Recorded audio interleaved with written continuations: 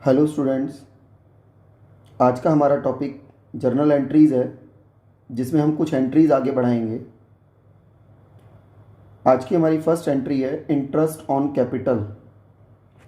Interest on capital business के लिए expenses होते हैं। एक्सपेंसेस और एक्सपेंसेस क्या होते हैं? डेबिट। तो इंटरेस्ट ऑन कैपिटल डेबिट होगा। एक एग्जांपल से हम समझें। सपोज किसी पर्सन ने बिजनेस में 5 लाख रुपीज़ इंट्रोड्यूस किए हैं, 5 लाख रुपए बिजनेस में एज ए कैपिटल लगाया है।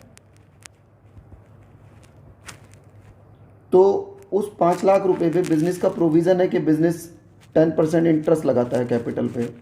तो सपोज करो मैंने बिजनेस में 5 लाख रुपए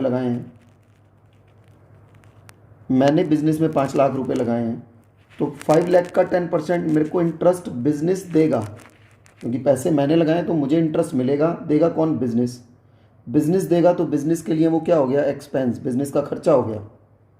और एक्सपेंसेस क्या होते हैं? डेबिट। तो इंटरेस्ट ऑन कैपिटल डेबिट होगा।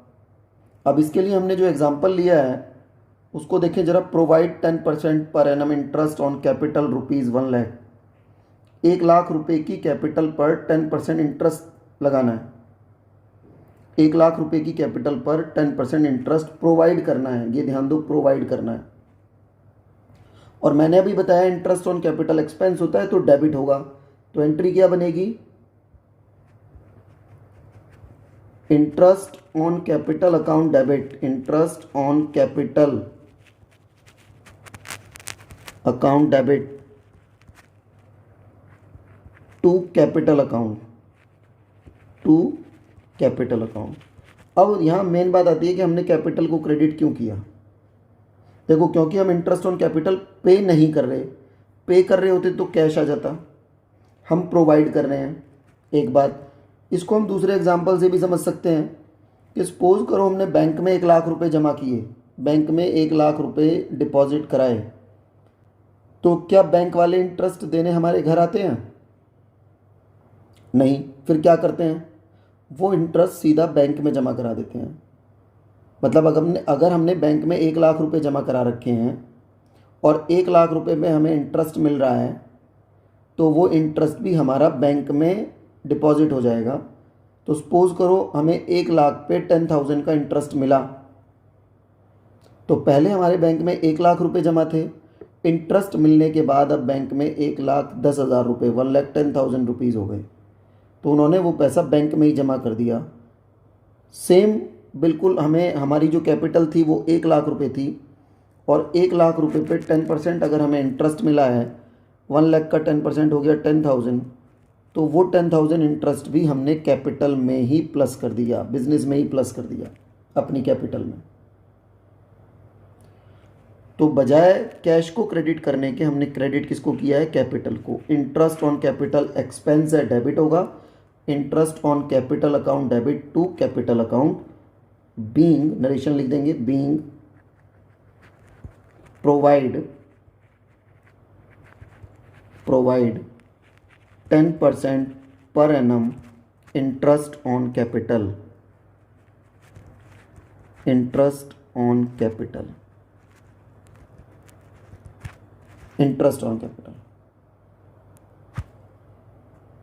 अब देखें आगे नेक्स्ट एंट्री एक और। प्रोवाइड 12% पर annum interest on capital ₹1,00,000 for 9 months. अब कैपिटल पे 1 लाख की कैपिटल पे 12% का इंटरेस्ट लगाना है 9 मंथ्स के लिए। तो इंटरेस्ट ऑन कैपिटल तो एक्सपेंस है, डेबिट ही होगा। तो एंट्री क्या बनेगी? Interest on capital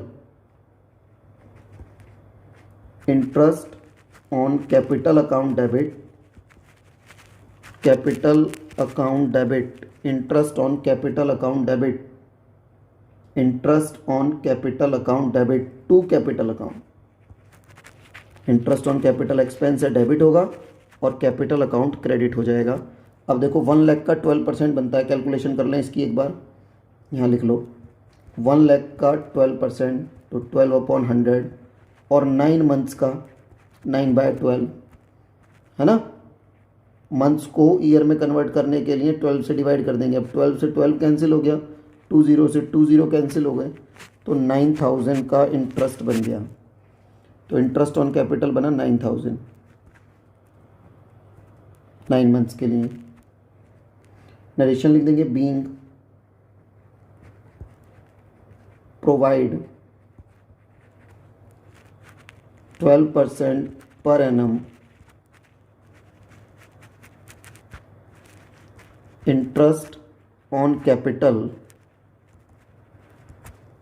for 9 months, for 9 months।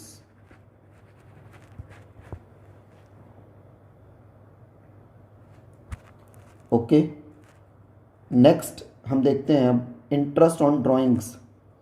अब देखें, इंटरेस्ट ऑन कैपिटल हमारा एक्सपेंसेस था, है ना, और इंटरेस्ट ऑन ड्राइंग्स हमारी इनकम है, income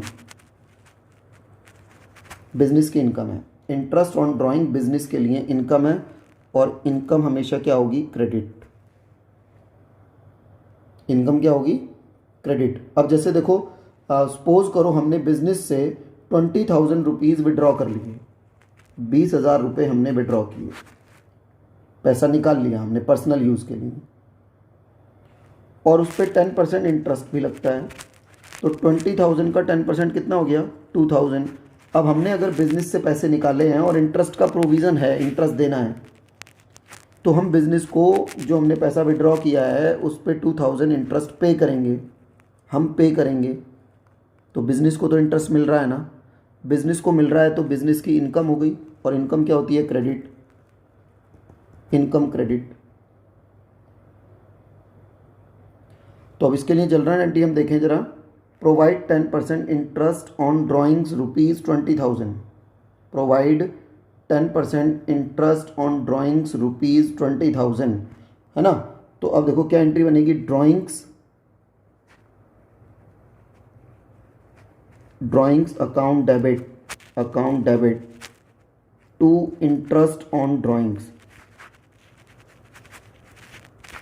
interest on drawings, drawings account debit to interest on drawings. 20,000 का 10% 2,000, है ना। यहाँ भी वही कंडीशन है सेम, यहाँ पर भी इंटरेस्ट कैश में नहीं हम पे कर रहे, हमने भी बिजनेस से जैसे 20,000 विड्रॉ किए हैं, 2,000 रुपये हमें उस पर इंटरेस्ट पे करना है बिजनेस को। तो हमने भी क्या कह दिया कि भाई हमारी ड्राइंग्स इंक्रीज़ कर दो, ड्राइंग्स बढ़ा दो। जैसे इंटरेस्ट ऑन कैपिटल में कैपिटल बढ़ गई थी, है ना, इंटरेस्ट ऑन ड्राइंग में हम 2,000 से ड्राइंग्स इंक्रीज़ कर देंगे, और इंटरेस्ट ऑन ड्राइंग बिजनेस की इनकम है, क्रेडिट हो जाएगी। ये ट्रांजैक्शन कैश में नहीं हो रही है। अगर इंटरेस्ट ऑन ड्राइंग्स हमें कैश मिलता तो फिर ऊपर ड्राइंग्स डेबिट होने की बजाय कैश डेबिट हो जाता, है ना। तो ये एंट्री याद भी रखनी है, drawings account debit to interest on drawings. Interest on drawing income है, और हमने ड्राइंग्स को इंक्रीज कर दिया तो डेबिट कर दिया। अब नरेशन लिख देंगे, being provide 10% interest on drawings, interest on drawings, interest on drawings. Interest on drawings की नेक्स्ट एंट्री हम देखें, प्रोवाइड 12% पर annum interest on drawings ₹10,000 for 8 months. 8 months का इंटरेस्ट लगाना है, तो पहले तो वर्किंग नोट बना लें। 10,000 का 12%, 12/100, और 8 मंथ्स का 8 मंथ्स को ईयर में कन्वर्ट करने के लिए कर देंगे 12। अब 12 से तो 12 कैंसिल हो गया, 2 0 से ये 2 0 कैंसिल हो गई, 100 into 8, 800 rupees interest on drawing बन गया हमारा। इंटरेस्ट ऑन ड्राइंग इनकम है, और ड्राइंग्स को डेबिट कर देते हैं, drawings account debit, drawings account debit to interest on drawings, interest on drawings, interest on drawings account.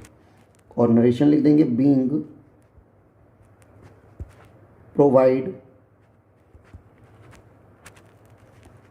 12% per annum interest on drawings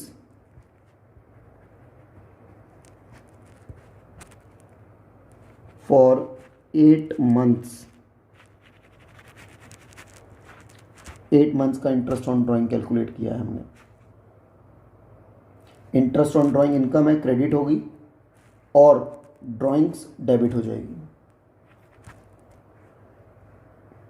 next topic देखते हैं हम, next entry accrued income. Accrued income, accrued income का मतलब है income earn but not receive. Income earn but not receive. Income हमने earn कर ली, कमा तो ली, लेकिन अभी पैसा आना बाकी है, रिसीव नहीं किया। जैसे सपोज करो हमने अपना कोई प्रॉपर्टी, अपना कोई मकान रेंट पे दिया हुआ है, 1 मंथ कंप्लीट हो गया और किराया आना बाकी है, किराया आना बाकी है, तो एक्रूड इनकम हो गई। हमने कोई काम कर दिया, उसके पैसे मिलने बाकी हैं, एक्रूड इनकम है।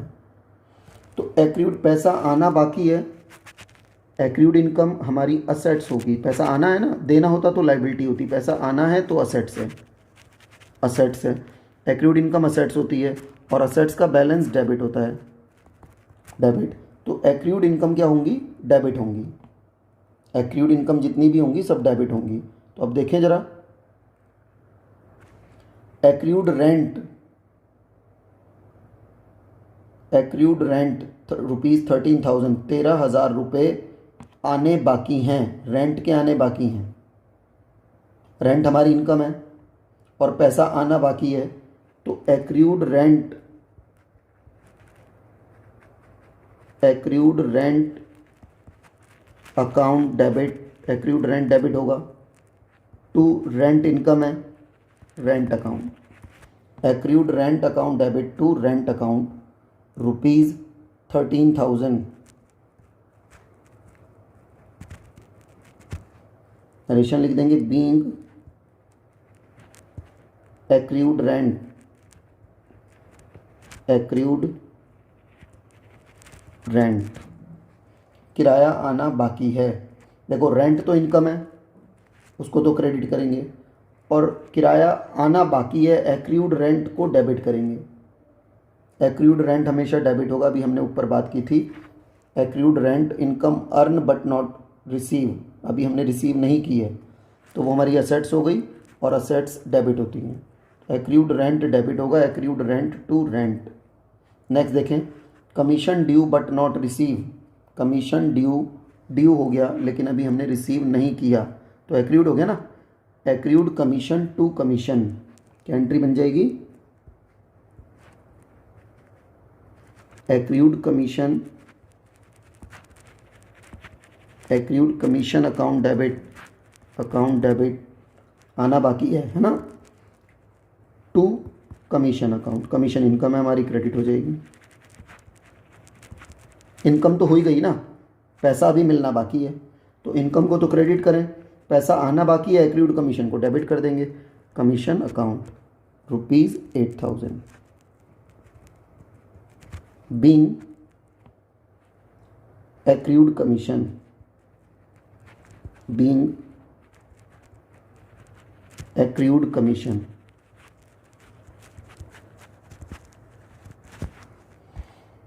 एक और एंट्री देखें, interest due but not receive. Due हो गया लेकिन अभी रिसीव नहीं हुआ। इंटरेस्ट, हमने किसी को पैसा दे रखा था इंटरेस्ट पे, 1 मंथ कंप्लीट हो गया, इंटरेस्ट मिलना है हमें, इंटरेस्ट ड्यू हो गया बट अभी रिसीव नहीं हुआ, तो एक्रूड इंटरेस्ट। एंट्री क्या बनेगी, एक्रूड,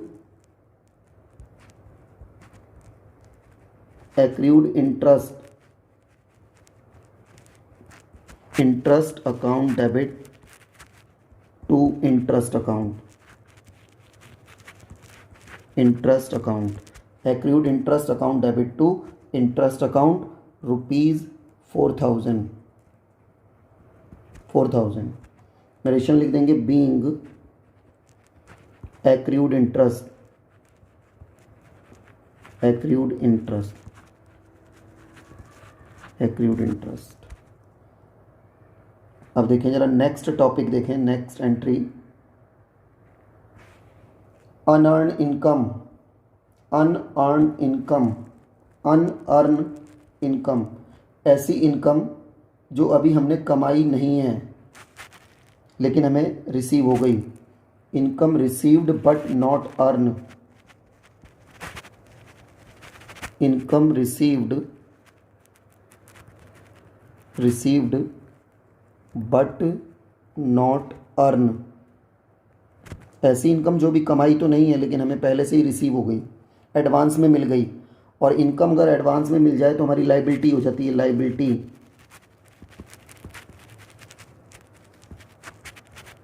लाइबिलिटीज़। और लाइबिलिटीज़ क्या होती हैं? क्रेडिट। ऐसा पैसा जो हमें एडवांस में मिल गया, जैसे सपोज करो हमने अपना मकान किराए पे देना है और किराया एडवांस में ले लें,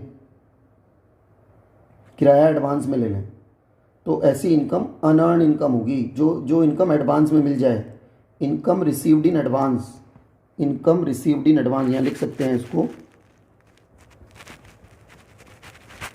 income received in advance, received in advance, income received in advance, advance में हमें इनकम मिल गई। अब इसके लिए एग्जांपल्स देखें जरा। Rent received but not earn ₹12,000, rent receive, पैसा आ रहा है, पैसा आ रहा है ना, तो अब हम क्या करेंगे? कैश अकाउंट डेबिट, पैसा तो आ ही रहा है, cash account debit, rent received but not earned, to unearned rent, unearned rent account, ₹12,000, 12,000। और अनअर्न्ड रेंट लिख सकते हैं और इसकी जगह हम लिख सकते हैं rent received in advance, to rent received in advance account. कुछ भी लिख दें, अनअर्न्ड रेंट लिख दें, ज़्यादा प्रॉपर होगा। रेंट रिसीव्ड इन एडवांस लिख दें अपने लिए इजी लगने के लिए, तो ये भी ठीक है। और नरेशन लिख देंगे being unearned rent, unearned rent. देखो ध्यान से एक बार दोबारा से, रेंट रिसीव्ड, रिसीव कर रहे हैं तो पैसा आ रहा है, कैश डेबिट हो जाएगा। बट नॉट अर्न, अभी कमाई की नहीं है, हमें एडवांस में मिल रहा है, तो अनअर्न्ड रेंट लाइबिलिटी है, क्रेडिट होगा। मैंने ऊपर बताया ये अनअर्न्ड रेंट हमारी लाइबिलिटी और लाइबिलिटी क्रेडिट होती है। तो या तो अनअर्न्ड रेंट को क्रेडिट कर दें या रेंट रिसीव्ड इन एडवांस को क्रेडिट कर दें, एक ही मतलब है, दोनों में से कोई एक लिख दें। नेक्स्ट एंट्री देखें, commission received in advance, advance में कमीशन रिसीव किया है तो पैसा आ रहा है, cash account debit, cash account debit, to unearned commission, unearned commission या कमीशन रिसीव्ड इन एडवांस, जो भी आपको ठीक लगे, unearned, unearned commission, unearned commission account 14,000। Narration लिख देंगे being commission received in advance, being commission received in advance, commission received in advance. आगे देखें अब next entry, interest received in advance, हमने इंटरेस्ट एडवांस में रिसीव किया है, पैसा एडवांस में मिल रहा है, कैश आ रहा है, cash account debit, cash account debit, to interest received in advance है ना, तो अनअर्न्ड इंटरेस्ट लिख दें या इंटरेस्ट रिसीव्ड इन एडवांस, कुछ भी लिख दें, interest received in advance, interest received in advance, है ना। अमाउंट लिख देंगे 10,000, नरेशन लिख देंगे being unearned interest, unearned interest,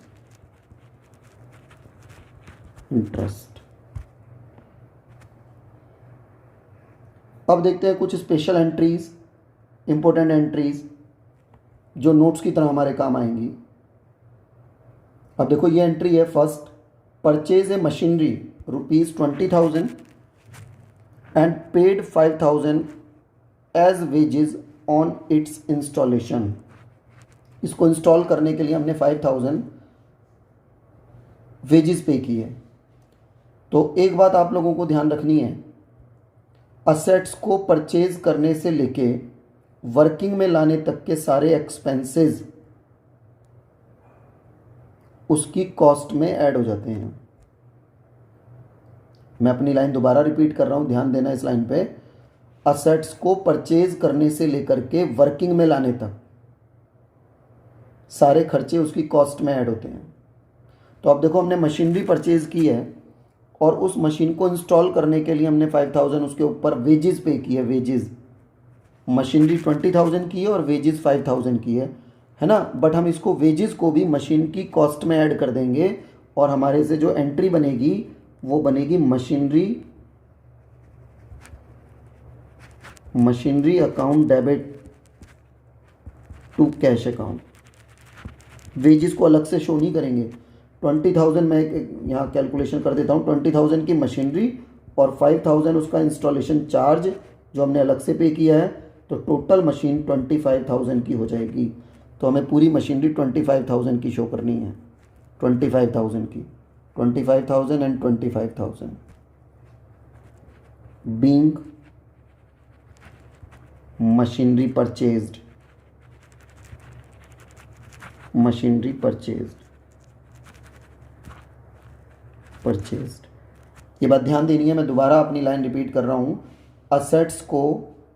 assets को परचेज करने से लेकर के वर्किंग में लाने तक के सारे एक्सपेंसेस उसकी कॉस्ट में ऐड होंगे, उसकी कॉस्ट में ऐड हो जाएंगे। कई बार देखो, हम एक एग्जांपल लें, सपोज हमने एक कार परचेज की,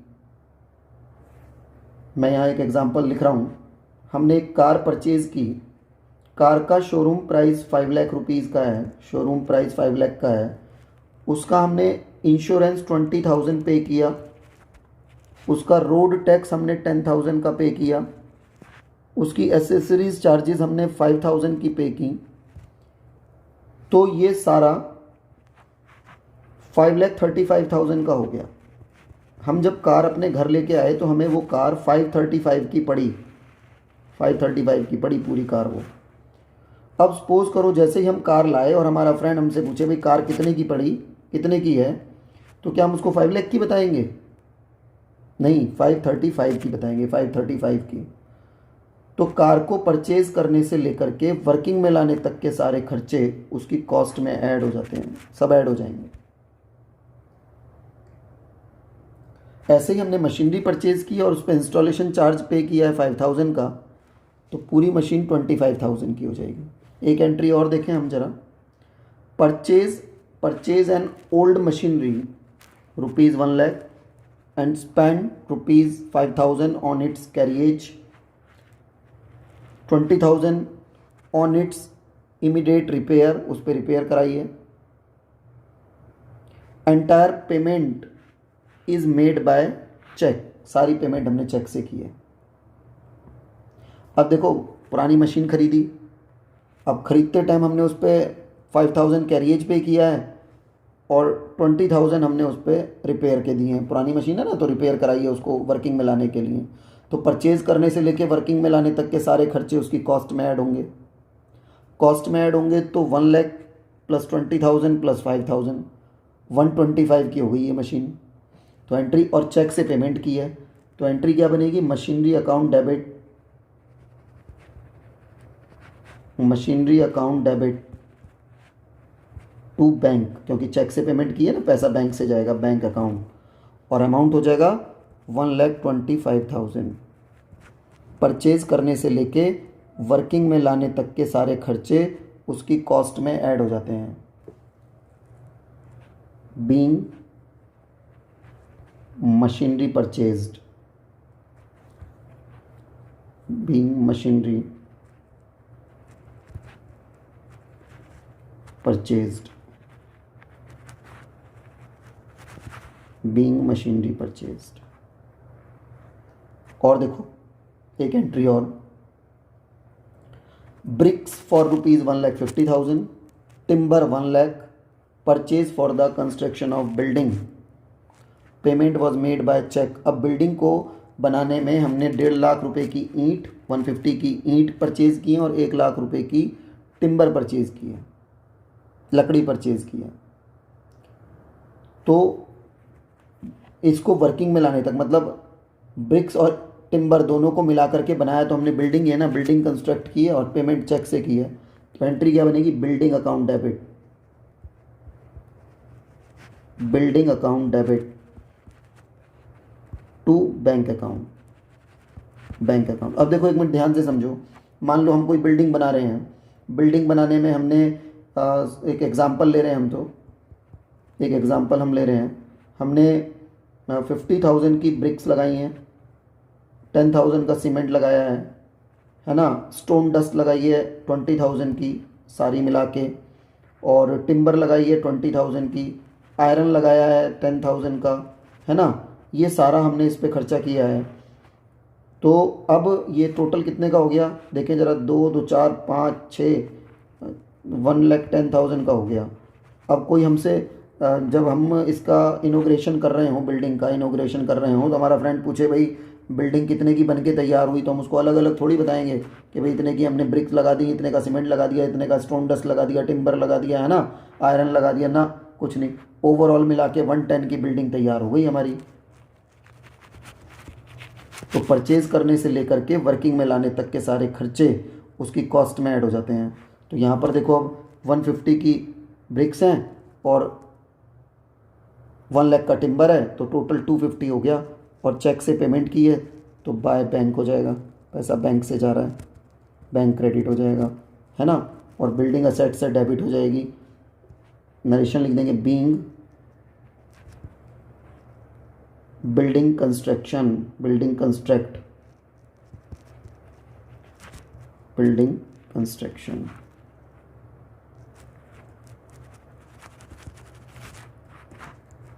₹250, बस, ठीक है ना। यस, ये सारी इंपॉर्टेंट एंट्रीज थी, ये पॉइंट हम ध्यान रखेंगे। असेट्स को परचेज करने से लेकर के वर्किंग में लाने तक के सारे एक्सपेंसेस उसकी कॉस्ट में ऐड होते हैं।